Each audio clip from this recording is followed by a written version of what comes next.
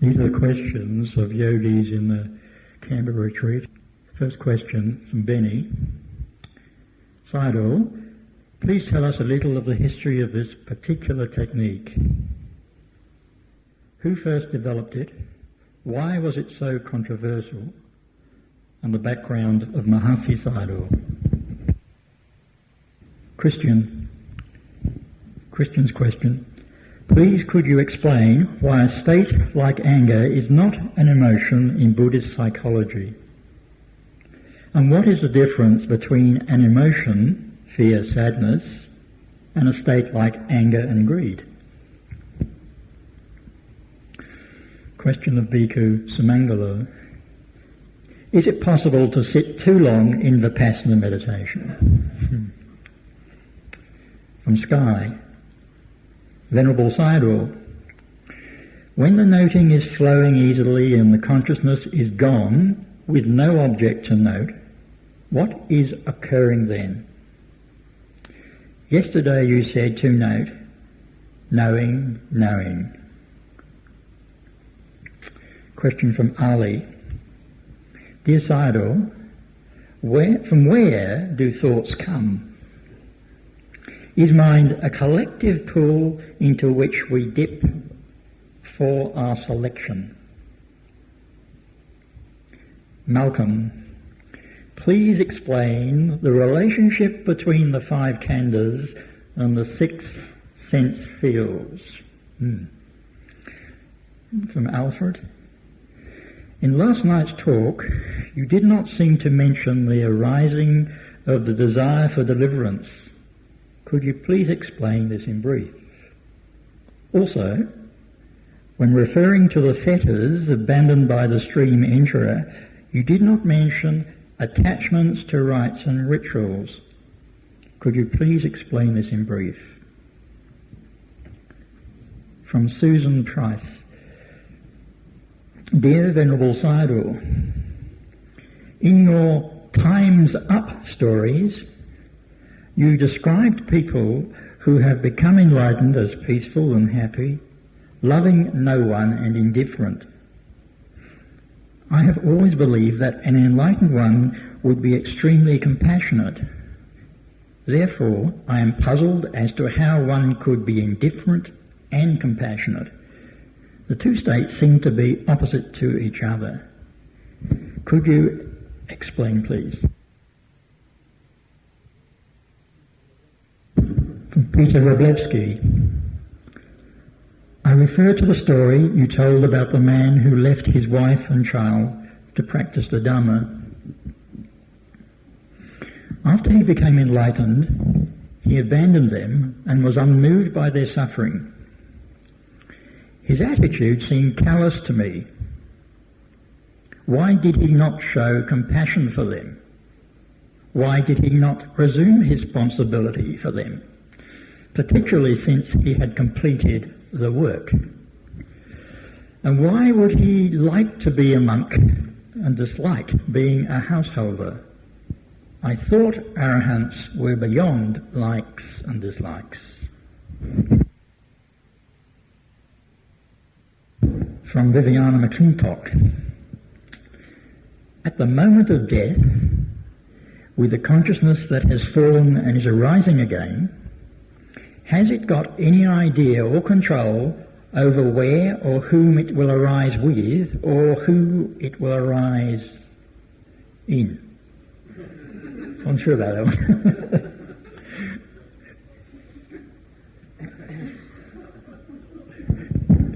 Ian Chambers. Dear Sayadaw, my interest is in the application and benefits of Vipassana meditation to daily life.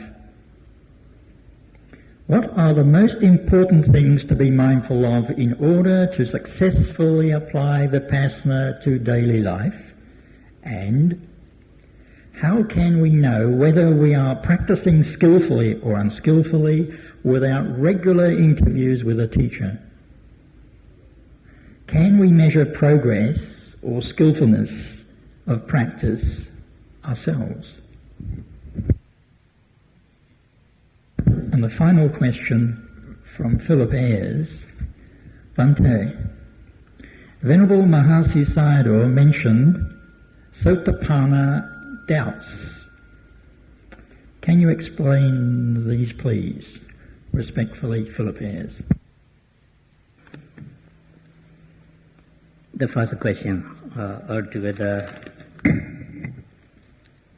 12 questions, but the Peter's question is not one, about 4 or 5 questions.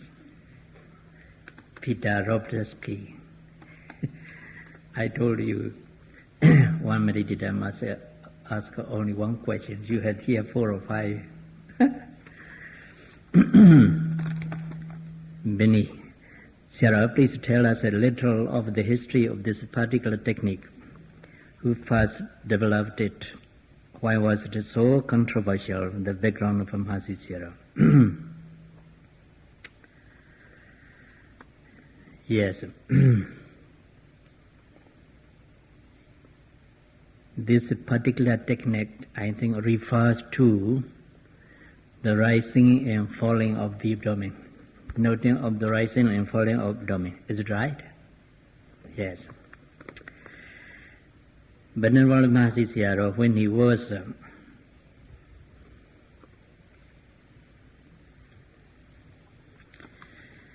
at the age of 28, then he practiced this Vipassana meditation with a very famous meditation teacher, monk, who was known as an Arahant. When he practiced under his guidance, one of the disciples of that Sayadaw, he is called Jetawang Sayadaw. Jetawang Sayadaw. One of these Jetawang Sayadaw's disciples is a layman who, at the time he was practicing this meditation, he was a monk. Later on he disrobed. He starts to practice this noting of rise and fall of the abdomen. He was one of the many disciples practicing meditation under the guidance of Jetawang Sayadaw. Mahasi Sayadaw also practiced this meditation at that time under the guidance of Jetawang Sayadaw. Then this monk, the disciple of Jetawang Sayadaw, tried many methods, which is the most suitable one to make a progress in concentration as well as insight.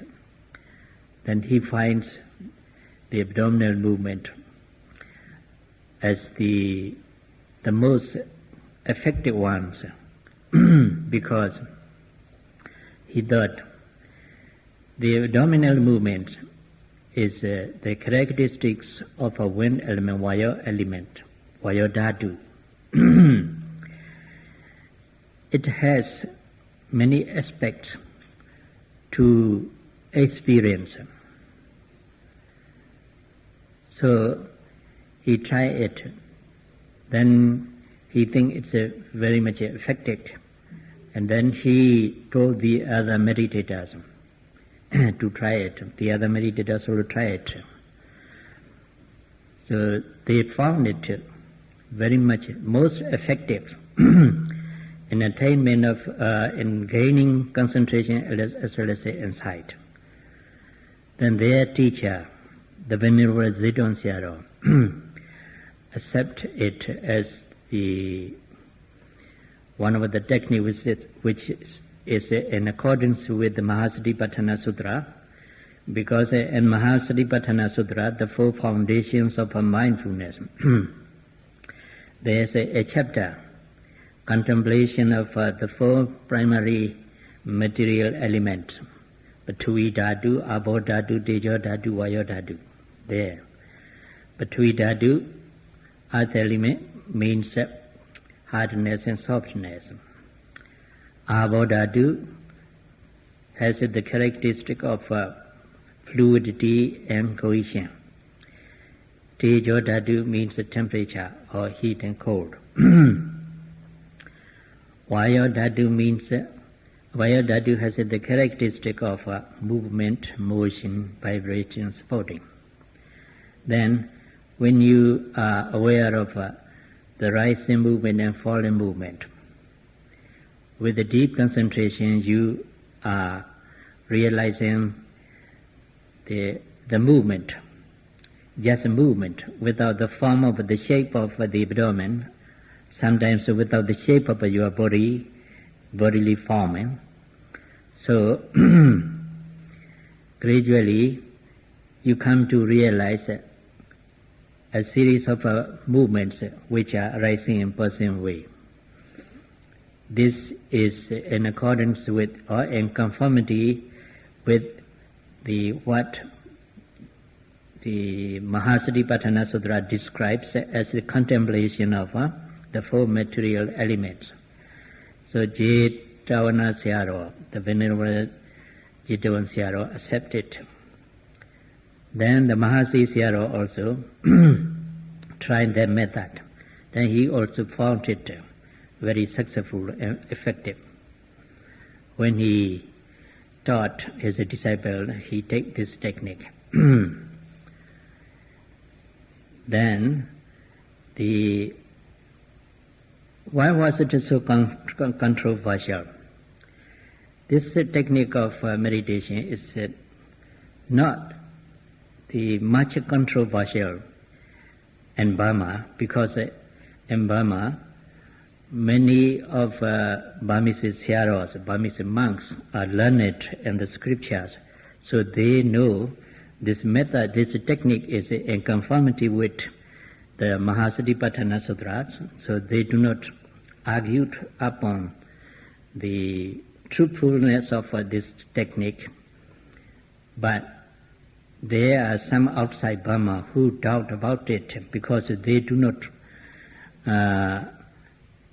correctly know the scripture. All the scripture describes as to the four material element, contemplation of the four material elements. They take only name, what is that? Abdomen. They think when we observe abdominal movement, rising movement and falling movement, they do not pay any attention to the movements, but they pay attention to the abdomen. But in Mahasatipatthana Sutra, there is no mention about the abdomen, they said. That's why they are arguing about this one, because they are not learned.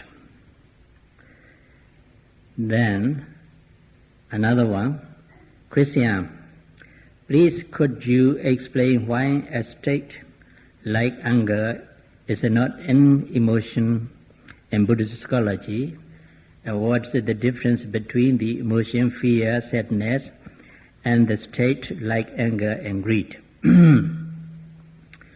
Yes.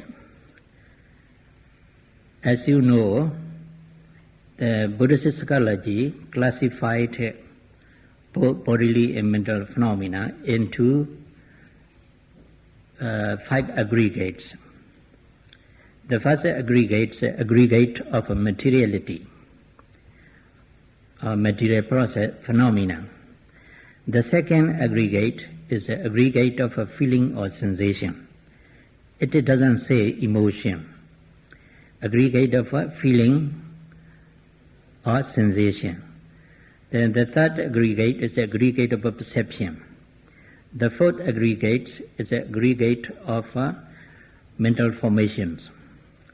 The fifth one is the aggregate of the consciousness. The second one, aggregate of a feeling sensation, includes pleasant feeling, unpleasant feeling, and neutral feeling. except this feeling, the other all mental concomitants or mental associates are included in the fourth one, aggregate of formations, including fear, anger, and so on. But sadness it's a feeling or sensation, so it's included in the second one, aggregate of a feeling or sensation. So when the Buddhist psychology classified into these five aggregates, the anger, such as anger and fear, is not included in the second one, the feeling aggregate of a feeling or sensation. It could not be included there because when the Buddhist psychology describes the dependent origination. Dependent origination has 12 links. If I explain you very briefly,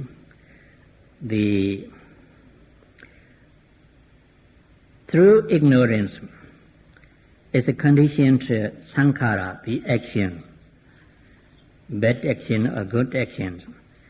Through the actions, the consciousness of a rebirth arises. Then through the consciousness of a rebirth, there arises nama and rupa, mental process and physical process. Through mental process and physical process, there arises 6 sense organs. Salayana we call it, 6 organs or 6 sense field. Through these 6 sense organs, there arises a contact with 6 objects. Through the contact, there arises a feeling or sensation. Here, this is the aggregate of a feeling or sensation. Through feeling or sensation, there arises attachment or craving. Through craving, there arises a clinging. Through clinging, there arises a action or deeds. Through action or deeds, there arises the consciousness of a rebirth. Then, through the consciousness of the rebirth, there arises a rebirth. Through rebirth, there arises a decay, death, and so on.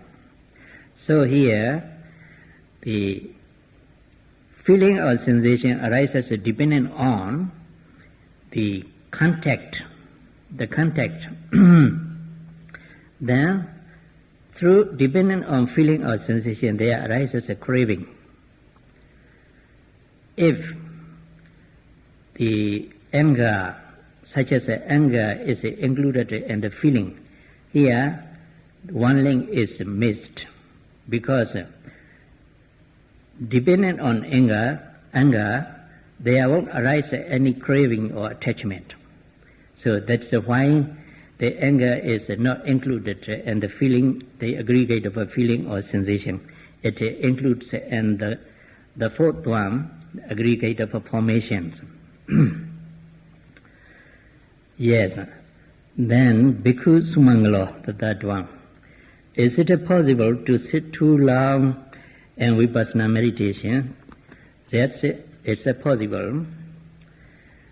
In Burma, there are some vipassana meditators who sit 10 hours, 13 hours, 14 hours, 20, 24 hours, and 36 hours in a session without changing position.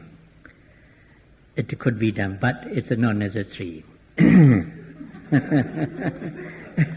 It's not necessary. If you can sit at 2 hours time, it's enough for you to make progress and insight as well as concentration too. Then the sky, Venerable Sayadaw, when the noting is following easily and their consciousness is gone with no object to note, What is occurring them? Yesterday you said to note knowing them. Yes. When the noting is flowing easily, and the consciousness is gone with no object to know. The consciousness is gone with no object to know is wrong. Because the consciousness has its object always. Unless there is an object, the consciousness doesn't arise. Only there is an object, the consciousness arises.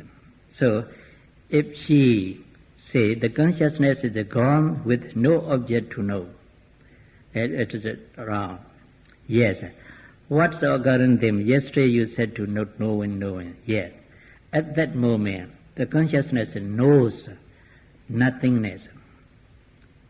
So you have to note that consciousness which knows the nothingness, making mental know as knowing. Because you know it.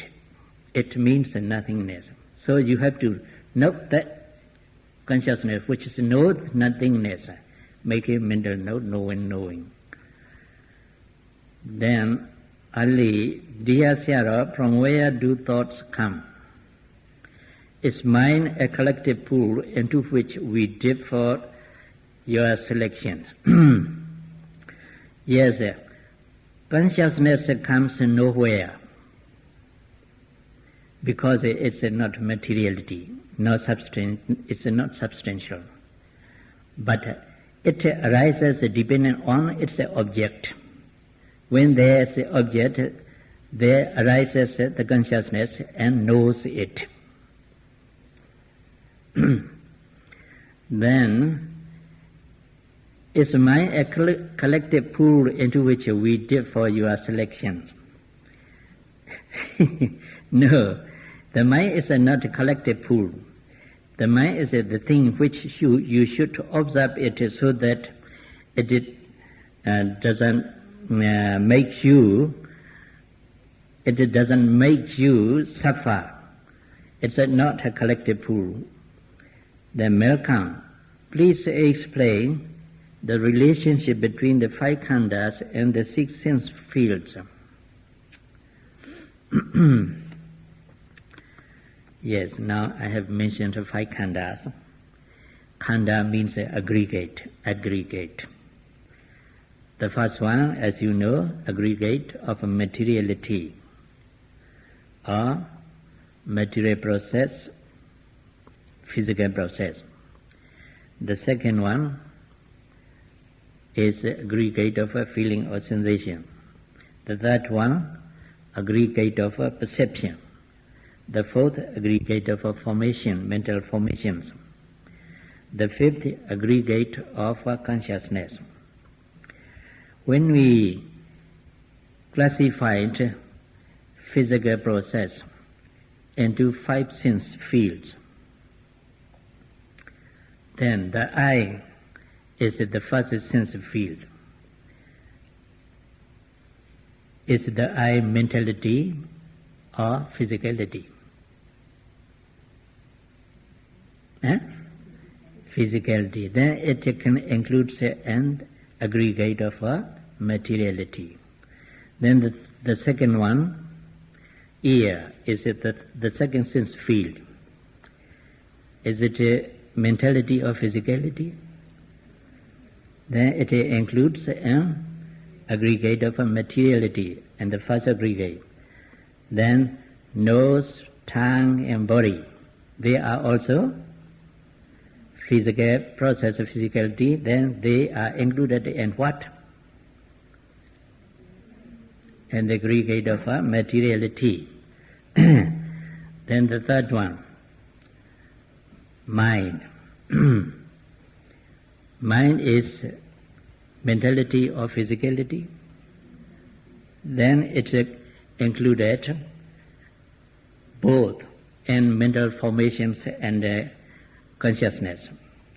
Because when we say mind, it's not pure consciousness. The consciousness arises together with its mental concomitants such as contact, volition, attention, and so on. So the pure consciousness included in the aggregate of consciousness, the other mental concomitants are included in mental formations. Then Alfred, in last night's talk, you did not seem to mention the arising of the desire for deliverance. Could you please explain this in brief? Also, I told you should ask one question only. No, also. Also, when referring to the fetters abandoned by the stream enterer, you did not mention attachment to rites and rituals. Could you please explain this in brief? Yes. In last night's talks, you did not seem to mention the arising of the desire for deliverance. Could I mention or not? Did I mention or not? I mentioned. He seems to be sleepy. He seems to be overpowered by sloth and torpor. I mentioned it. I did. Yes. Then, when referring to the fetters abandoned by the stream enterer, you did not mention attachment to rites and rituals. Yes. The scripture said, Sottapati Magga, the first path knowledge, eliminates ditthi and vicikiccha. Ditthi means a false view of personality, individuality. Vicikiccha means this skeptical doubt about triple gems. Only these two are mentioned in the scriptures. But commentary to scripture says, Sottapattimagga, the path knowledge, destroys Silabbata Paramasa too. That's what commentary said. Silabbata Paramasa here means the round view by which one holds that to perform rites and ritual, one can get rid of samsara. One can get rid of suffering. This wrong view is called Silabbata Pramasa. Then again, if one holds that performing rites and rituals enable a person to get rid of suffering, that view is called Silabbata Pramada, wrong view. But mere attachment to rites and rituals is not Silabbata Pramada. Mere attachment to rites and when a person holds that if he performs the rites and rituals to triple gems, then he has developed the very much meritorious deeds. Then he is attached to rites and rituals. His purpose is to develop meritorious deeds, to develop merits. He performs the rites and rituals. Such idea is not Silabbata Pramada. You follow? So only those of only one who holds that performing rites and rituals enable him to get rid of suffering, then that idea, that view is a wrong view, Silabbata Pramasa. Such a Silabbata Pramasa is exterminated by the first path knowledge. The commentary said, not scripture, but it's I think in accordance with the scriptures. Then Susan Price. Dear Venerable Sayadaw, in your Times of Stories, you describe people who have become enlightened as peaceful and happy, loving no one, and indifferent. I did not say about it. Here he says, you describe people who have become enlightened as peaceful and happy, loving no one. People who have become enlightened must be classified in four. The first is Sotapanna, the second Sakadagami, the third Anagami, the fourth Arahant. Only Arahants who have completely destroyed all defilements love no one. Here,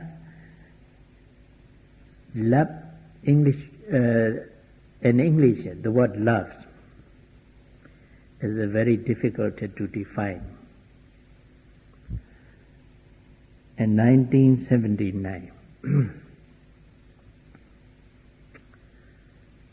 when I conducted a meditation retreat in IMS, Massachusetts, together with the Venerable Master Sayadaw, in the questions and answers session, one of our meditator, about 30 years old lady, asked a question put to me. What is love? I don't know what kind of a love she refers to. Because generally, as far as I know, and the Christianity, if you say love, it has two things, I think. One is love of your neighbors, love for your neighbors. The other is love for your spouse. So I answered that question. I don't know love. What I know is loving kindness. If you want to know loving kindness, I can explain you and say that. So here, when a person has completely destroyed all defilements and become arahant, he loves no one in the sense of attachment. He loves no one in the sense of attachment. But he loves everyone in the sense of loving kindness. You follow? So that's why we have to use the word loving kindness to differentiate, to make difference from love in the sense of attachment. Then I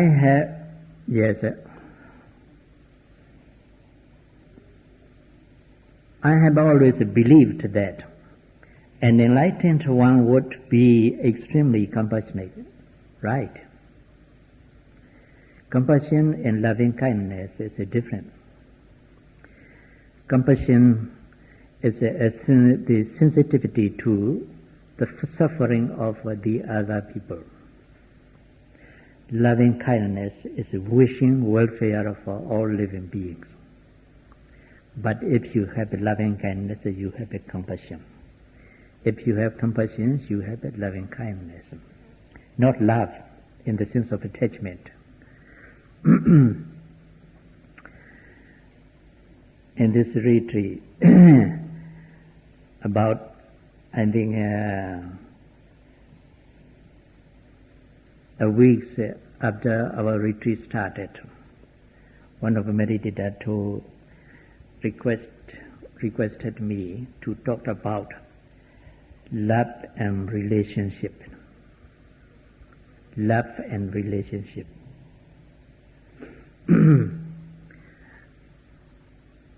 I asked her, what kind of a relationship do you want to listen to?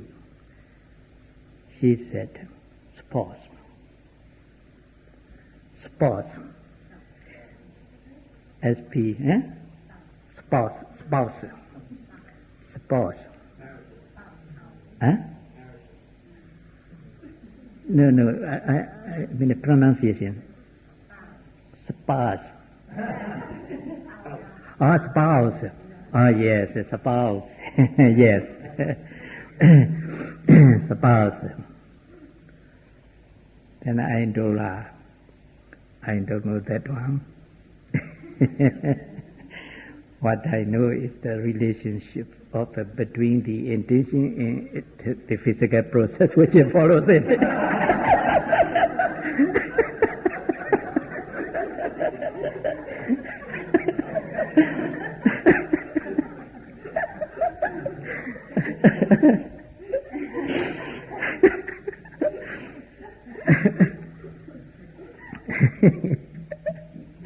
Very amusing.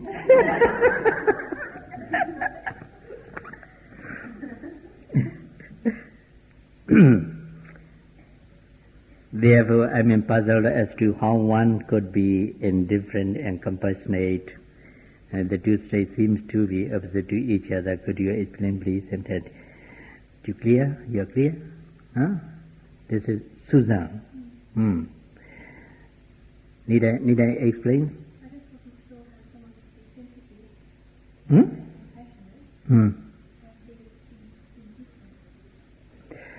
Compassionate is not indifferent. It's not indifferent. Compassionate is, I told you, the sensitivity, suffering of the other people. It's a very different from indifference.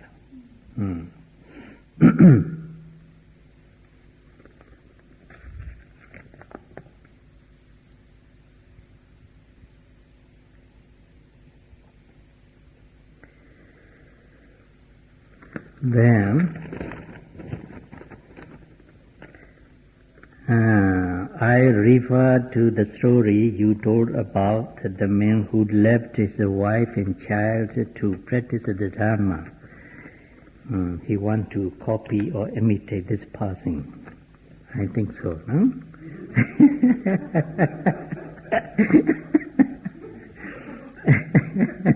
He want to follow suit.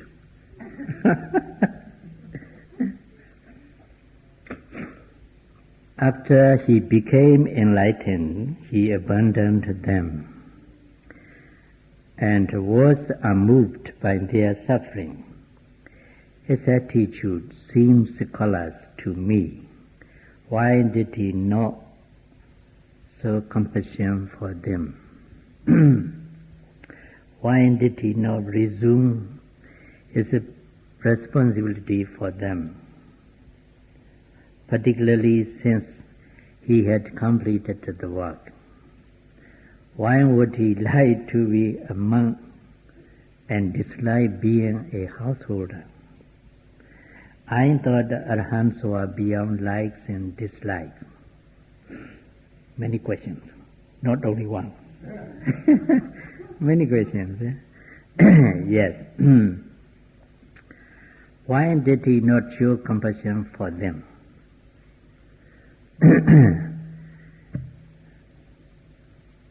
When the monks did not open the eyes and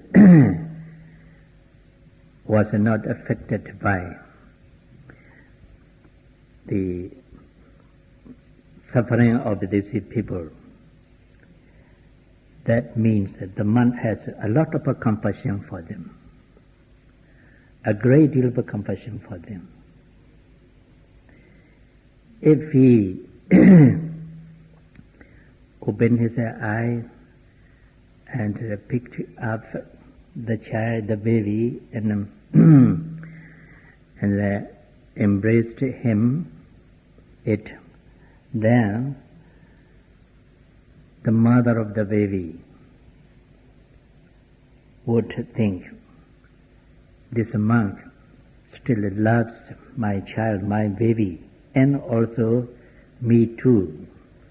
Then he will come again, maybe embrace the monk. Then the monk is Arahant. If he did that, he would have a great deal of suffering because of his bad karma. So to avoid it, the monk has to be indifferent. The monk was compelled to be indifferent to the child and the lady. When the lady knew that the monk was indifferent to them, with her pride and conceit, she turned his back to the monks and walked away. Then she is happy. She suffered no longer.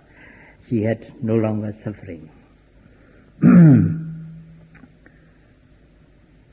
Then, why did he not resume his responsibility for them?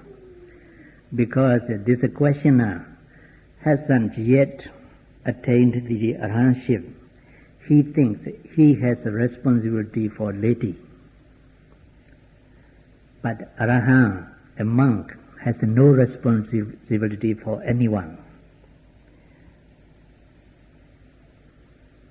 The husband has responsibility for her family, his family. The monks are neither husband nor a layman. He has no responsibility to take care of these things because he has no connection with the former wives or child. So he hasn't any responsibility it. Then particularly since he had completed the work, yes, since he had completed the work, he has no responsibility for them. And why would he like to be a monk and dislike being a householder? I thought arahants were beyond likes and dislikes. Yes, he was also beyond likes and dislikes. He become a bhikkhu not because he likes to be a bhikkhu, but his life, the life of a bhikkhu, is suitable for his purity without being any defilement, without having any defilement. So he has to live as a bhikkhu, not because he likes it. And he is also beyond likes and dislikes. So Peter also has to strive to be that monk who is beyond likes to dislike. Likes and dislikes. Then Viviana, at the moment of death, with the consciousness that has fallen, is rising again.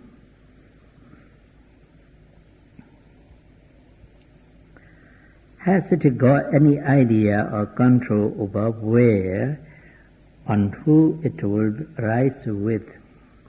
She wants to know this question very much. Whom it will rise with? Or who it will rise with?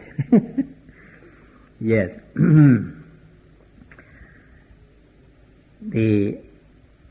When the death consciousness has disappeared, passed away, then another consciousness in the same process arises, and then that consciousness also passes away. That consciousness is called rebirth consciousness because it's the first consciousness of another existence. It arises and passes away.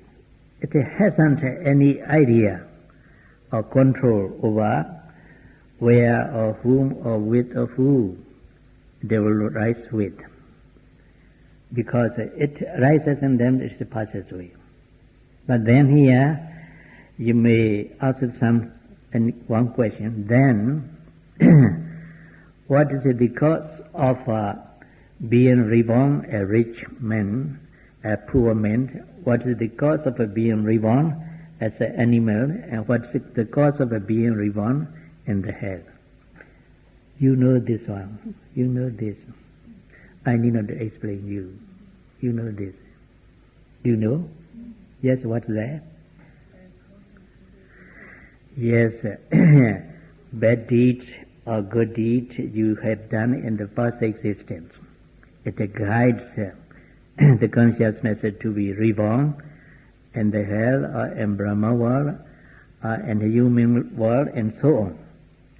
So the first consciousness has nothing to do with these things.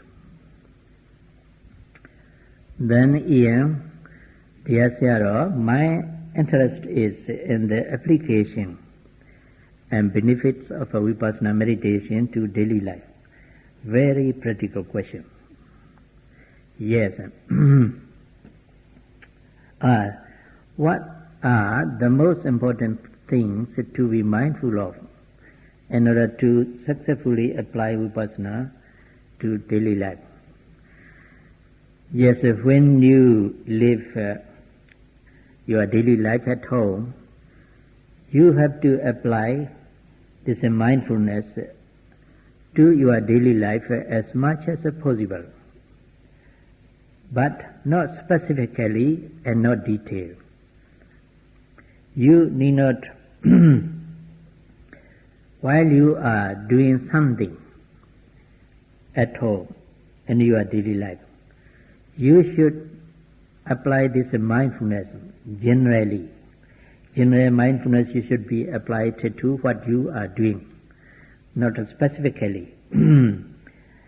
Say, when you are stretching your arms to hold something, you need not slow down it. You do it normally and steadily, and then you should be aware of it, generally, stretching. When you bend the arms to do something, then you need not slow down it. You do it normally, but you should be aware of it, bending and so on. But here, what are the most important things to be mindful of in order to successfully apply vipassana to daily life? Yes, mental states, emotional states. These mental processes are the most important things to be mindful of, because it's the mind that makes a person do evil things or meritorious deeds. So if you are able to be mindful of the evil thoughts, bad thoughts, this thought can be overcome by being mindful of it. When that bad thought, evil thought has disappeared, you won't have the evil speech and evil deed. So these mental processes are the most important things to be mindful of to apply vipassana to daily life. And how can we know whether we are practicing skillfully or unskillfully? Without regular interviews with the teacher, can we measure progress or skillfulness of practice yourself? Yes, better to have interviews with the teacher, even though not regular. Occasionally, if you have an opportunity to have interviews with the teacher, is better. But you are able to know whether you practice skillfully or unskillfully when the measurement is the concentration. When your mind is concentrated to a certain extent in your daily practice, then you can say your practicing is skillful. But if you do not have a bit of a concentration, then you can say your practicing is unskillful.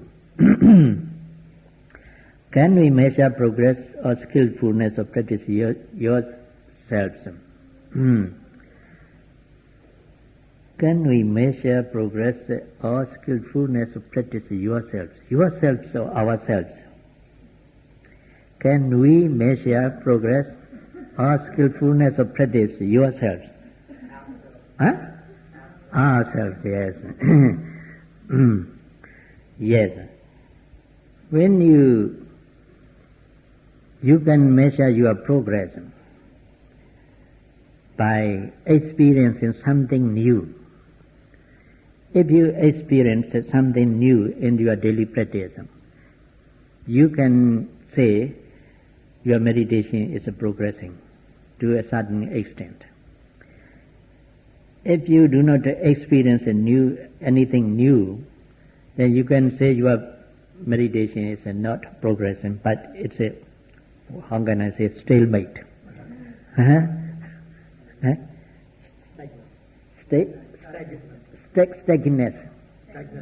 Stagnation.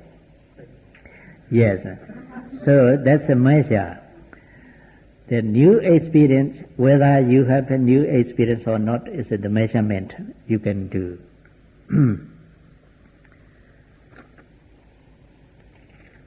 Then this question. Whenever Mahasi Sayadaw mentions Sotapanna doubts, can you explain this please? Where did you listen to this, the mentioning of Mahasi Sayadaw? Huh? No. Mahasi Sayadaw doesn't mention like that. Maybe transcriber make mistakes. Mahasi Sayadaw doesn't mention it. You should read the other book written by Mahasi Sayadaw, that you will find it. Mahasi Sayadaw doesn't mention it. Then finish. Very good. In time. So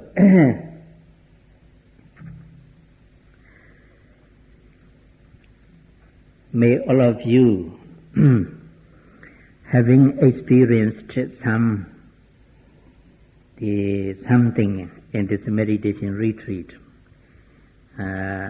judge this technique is beneficial for you, and strive your best to have a more and more experience and attain the cessation of suffering.